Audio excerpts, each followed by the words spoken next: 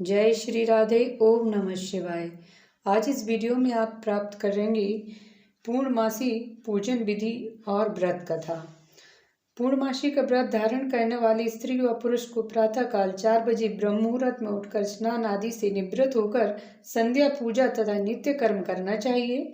फिर पवित्र स्थान में आटे से चौक पूरकर केले का मंडप बनाकर शिव पार्वती की पार्थिव प्रतिमा बनाकर स्थापित करें। तत्पश्चात नवीन वस्त्र धारण करके आसन पर पूर्व मुख कर बैठकर देश कला आदि के उच्चारण के साथ हाथ में जल लेकर संकल्प करें। उसके अनंतर गणेश जी का आवाहन व पूजन करें। फिर वरुण आदि देवों का आवाहन करके कलश पूजन करें, चंदन आदि समर्पण करें, कलश मुद्रा दिखाएं, घंटा बजाएं जिससे राक्षस भाग जाएं और देवताओं का शुभ आगमन हो। गंध अक्षत आदि द्वारा घंटा को नमस्कार करें, दीपक को नमस्कार कर पुष्प अक्षत आदि से पूजन करें। ओम अपवित्रः पवित्रो व सर्ववस्त अंगो त्वपि व या स्मरेत पुंडरीकाक्ष सा ब्रह्म अभ्यंतरः शुचि। इस मंत्र द्वारा पूजन सामग्री तथा अपने ऊपर जल छिड़कें। इंद्र आदि अष्ट लोकपालों का आवाहन एवं पूजन करें।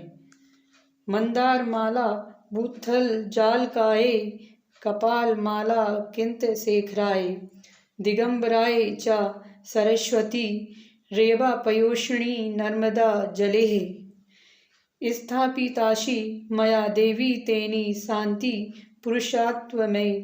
इससे शिव जी को स्नान कराएं। नमो देव्ये महादेव्ये शिवाय संतता नमः नमः प्रकृते भद्राय नियतः प्रणतः स्मताम। इस मंत्र से पार्वती जी को स्नान कराएं। उसके अनंतर पंचोपचार पूजन करें। चंदन अक्षत पुष्प धूप दीप दिखाएं, फिर नैवेद्य चढ़ाकर आचमन कराएं। अनंतर हाथों के लिए उपटन समर्पण करें, फिर सुपारी अर्पण करें, दक्षिणा भेंट करें और नमस्कार करें।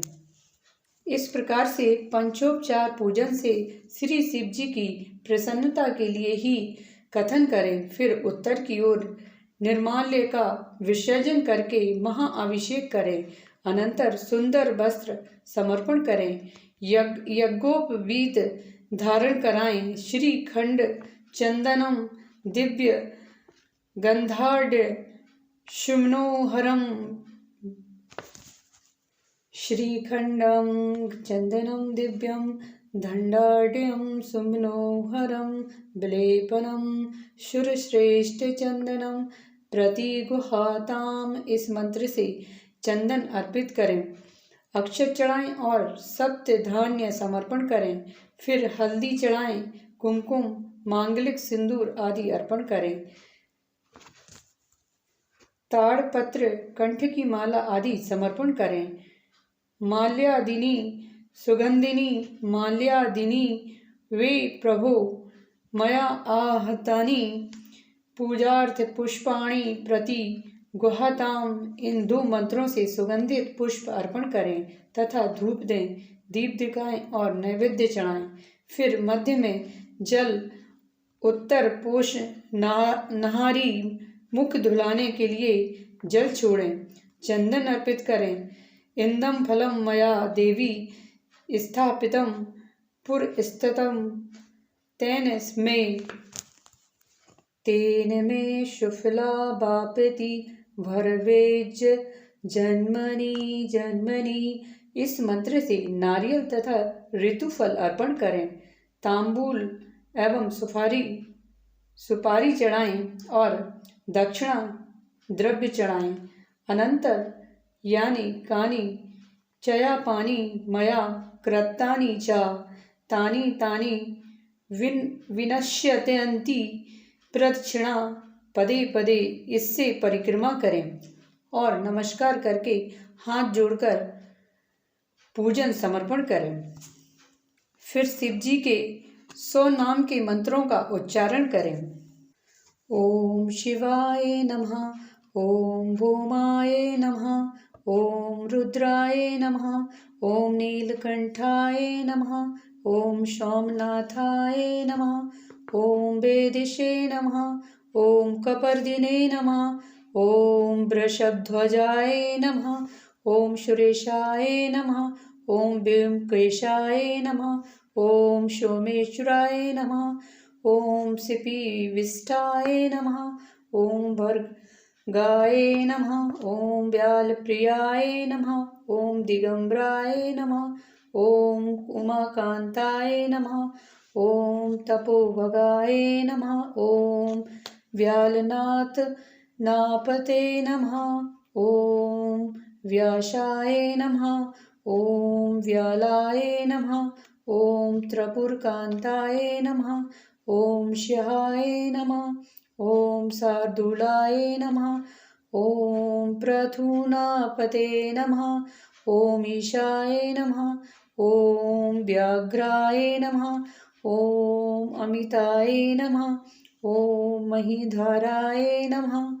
ओम अतिमाय नमः। ओम बुद्धिनाथाय नमः। ओम सिद्धापते नमः। ओम परिमेष्ठिने नमः। ओम कपोताय नमः। ओम शिष्टाय नमः। ओम परमात्मने नमः। ओम विष्टाय नमः। ओम वेदगीताय नमः। ओम गोप्ताय नमः। ओम दीर्घपाय नमः। ओम वेदगुहाय नमः। ओम दीर्घाय नमः। ओम भद्राय नमः। ओम जगत प्रतिष्ठाय नमः। ओम व्योम रूपाय नमः। ओम गर्भक्रांते नमः। ओम नील लोहिताय नमः। ओम उनादित्याय नमः। ओम शुम्हसे नमः। ओम अंधकासुरमर्दिने नमः। ओम शुक्लाय नमः।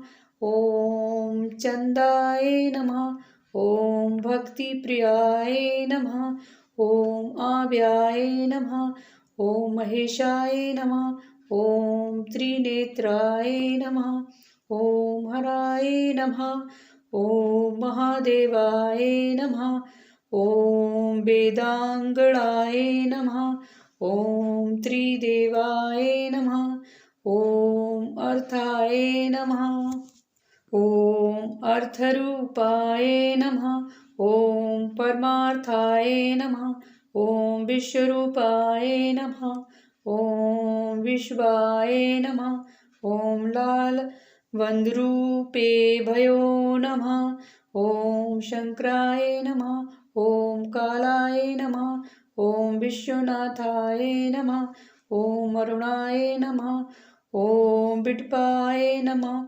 ओम सूक्ष्माय नमः। ओम असूक्ष्माय माय नमः। ओम रुद्रभूमिश्राय नमः। ओम शमशानवासिने नमः। ओम कृतिवास्ये नमः। ओम शशांकशेखराय नमः। ओम दुर्गाय नमः। ओम दुर्गापराय नमः। ओम दुर्गापावाय वसाक्षणे नमः। ओम लिंगरूपाय नमः। ओम प्रयार्थाय नमः। ओम लिंगाय नमः। ओम लिंगनाथपते नमः। ओम प्रवाय रूपाय नमः। ओम करुणाकरणाय नमः। ओम असितकंठाय नमः। ओम भार्गाय नमः। ओम काशीनाथाय नमः। ओम कंदर्पाग्नाय नमः। ओम पुरुषोत्तमाय नमः। ओम जगन्नाथाय नमः। ओम कालकूटभक्षकाय नमः। ओम पंचवक्रताय नमः।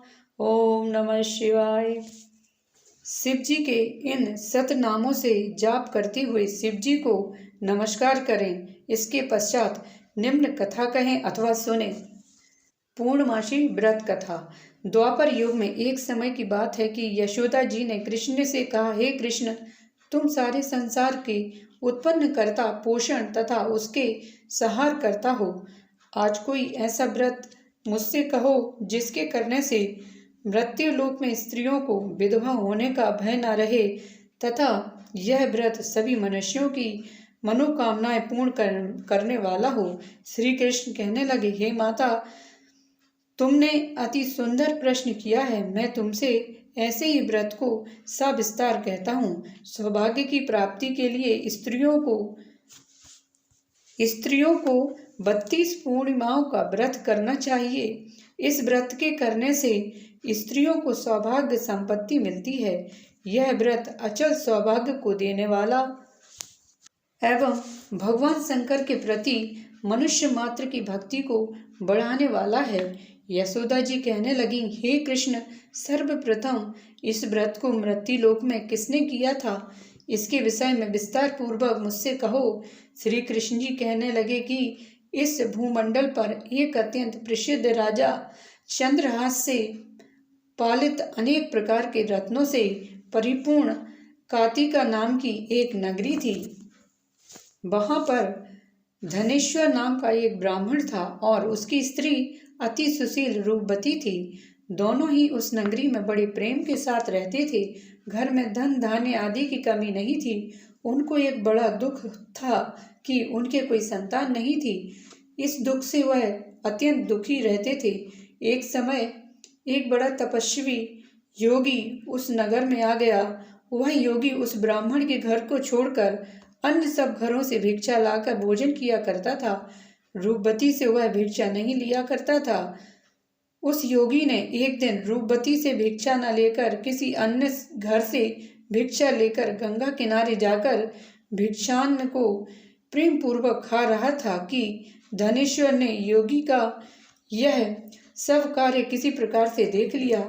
अपनी भिक्षा के अनादर से दुखी होकर धनेश्वर योगी से बोला, महात्मा, आप सब घरों से भिक्षा लेते हैं परंतु मेरे घर की भिक्षा कभी भी नहीं लेते, इसका कारण क्या है? योगी कहने लगा कि निपुत्री के घर की भीख पतितों के अन्न के तुल्य होती है और जो पतितों का अन्न खाता है वह भी पतित हो जाता है। चूंकि तुम निपुते हो अतः पतित हो जाने के भय से मैं तुम्हारे घर की भिक्षा नहीं लेता हूँ।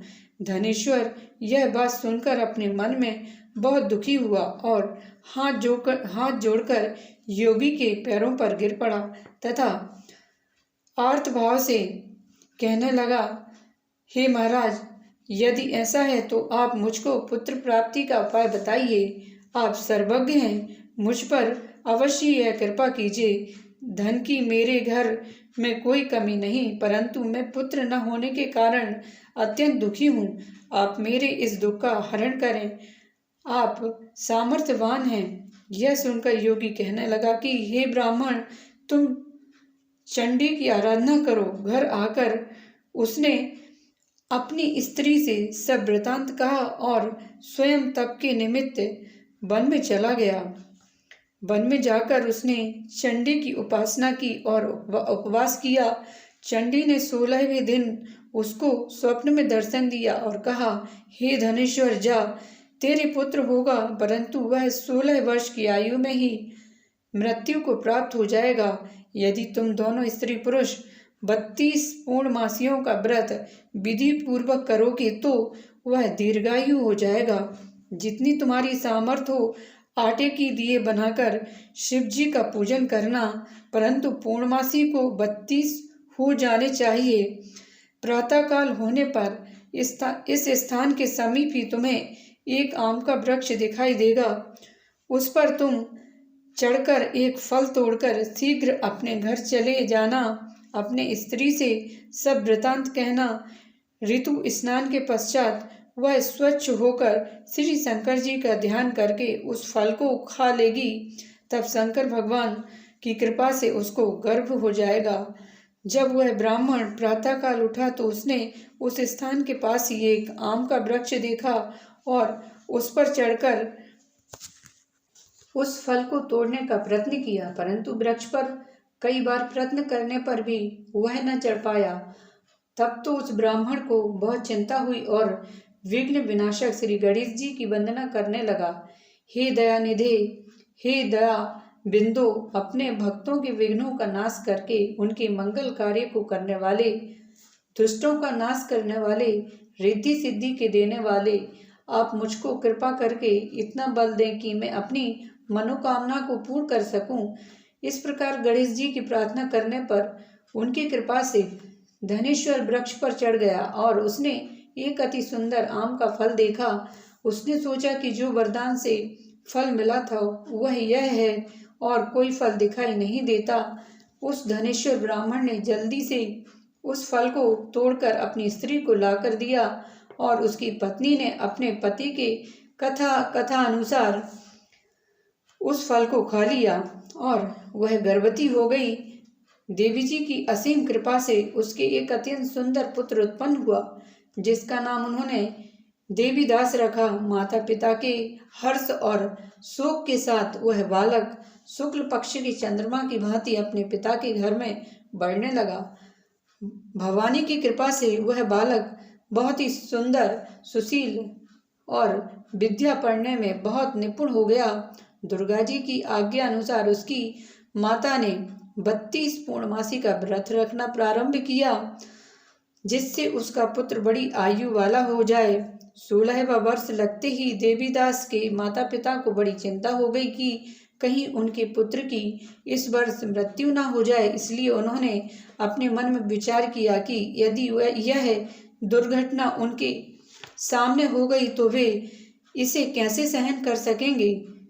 उन्होंने देवीदास के मामा को बुलाया और कहा कि हमारी इच्छा है कि देवीदास 1 वर्ष तक काशी में जाकर विद्या अध्ययन करे और उसको अकेला भी नहीं छोड़ना चाहते, इसलिए साथ में तुम चले जाओ और 1 वर्ष के पश्चात इसको वापस लौटा लाना।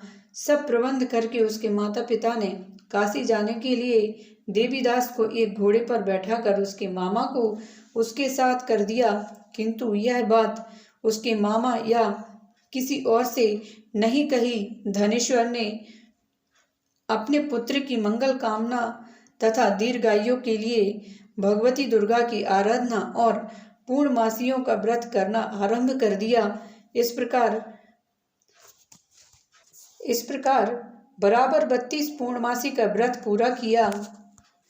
कुछ समय पश्चात एक दिन वह दोनों मामा और भांजा मार्ग में रात्रि बिताने के लिए किसी ग्राम में ठहरे हुए थे। उस दिन उस गांव में एक ब्राह्मण की अत्यंत सुंदर, सुशील, विदुषी और गुणवती कन्या का विवाह होने वाला था। जिस धर्मशाला के अंदर वर और उसकी बारात ठहरी हुई थी, उसी धर्मशाला में देवीदास और उसके मामा भी ठहरे हुए थे।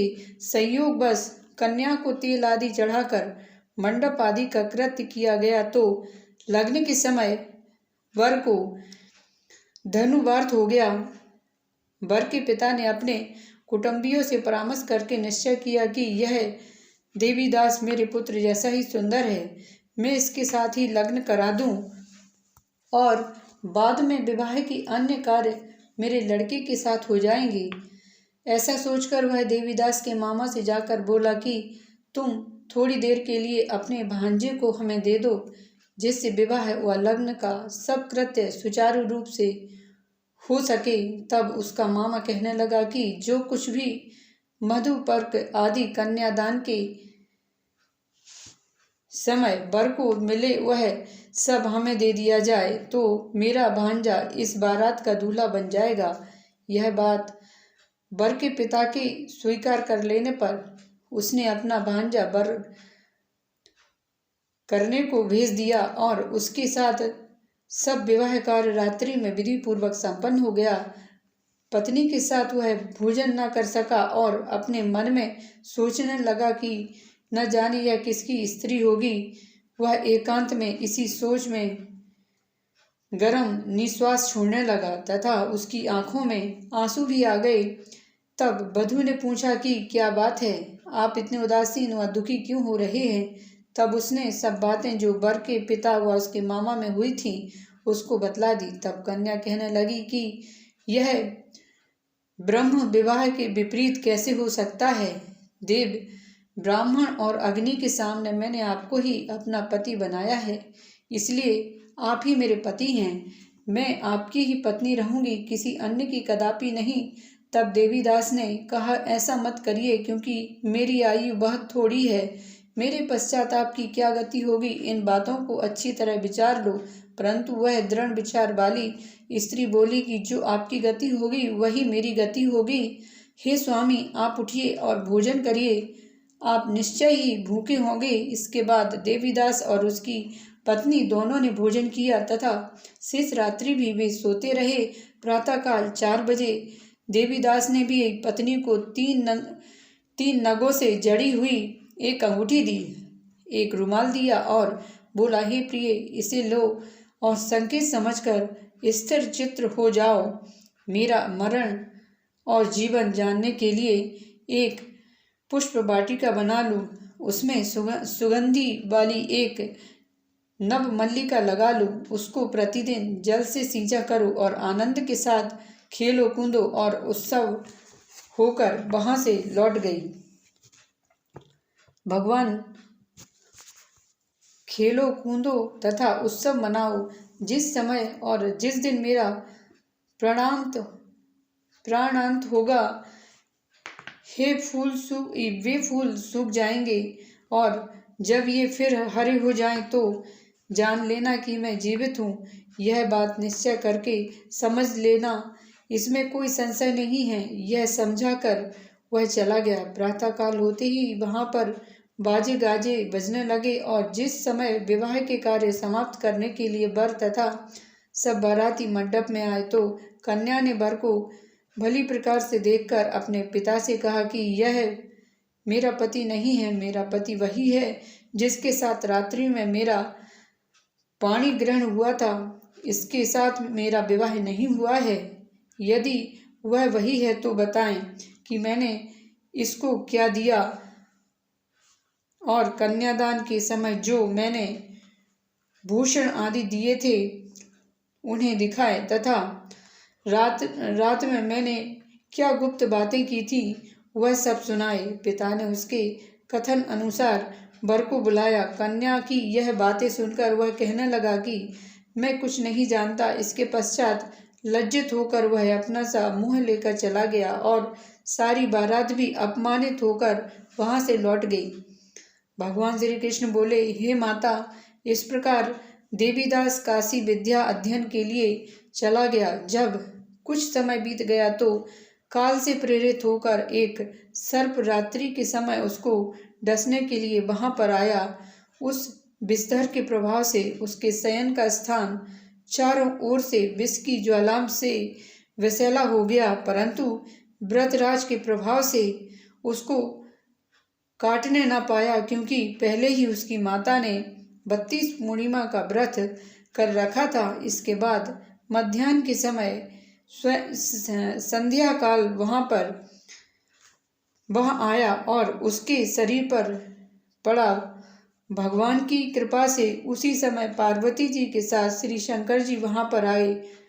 उसको मूर्छित दशा में देखकर पार्वती जी ने भगवान शिव जी से प्रार्थना की कि महाराज, इस बालक की माता ने पहले 32 पूर्णिमा का व्रत किया था, जिसके प्रभाव से हे भगवान आप इसको प्राणदान दें। भवानी के कहने पर भक्त वत्सल भगवान श्री शिव जी ने उसको प्राणदान दे दिया। इस व्रत के प्रभाव से ही काल को छोड़ देना पड़ा। वह स्वस्थ होकर बैठ गया। उधर उसकी स्त्री उसके काल की प्रतीक्षा किया करती थी। जब उसने देखा कि उस पुष्प वाटिका में पत्र पुष्प कुछ भी नहीं रहे तो उसको अत्यंत आश्चर्य हुआ और जब वह वैसी ही हरी भरी हो गई तो वह जान गई कि वह जीवित हो गए हैं। यह देखकर वह बहुत प्रसन्न मन से अपने पिता से कहने लगी कि पिताजी, मेरे पति जीवित हैं, आप उनको ढूंढिए। जब 16वां वर्ष व्यतीत हो गया तो देवदास भी अपने मामा के साथ काशी से चल दिया। इधर उसके ससुर उसको ढूंढने के लिए अपने घर से जाने वाले ही थे कि वह दोनों मामा भांजे वहां पर आ गए। उसको आया देखकर उसका ससुर बड़ी प्रसन्नता के साथ उसको अपने घर में ले आया। उस समय नगर के निवासी भी वहां इकट्ठे हो गए और सबने निश्चय किया कि अवश्य ही इसी बालक के साथ इस कन्या का विवाह हुआ था। उस बालक को जब कन्या ने देखा तो पहचान लिया और कहा कि यह तो वही है जो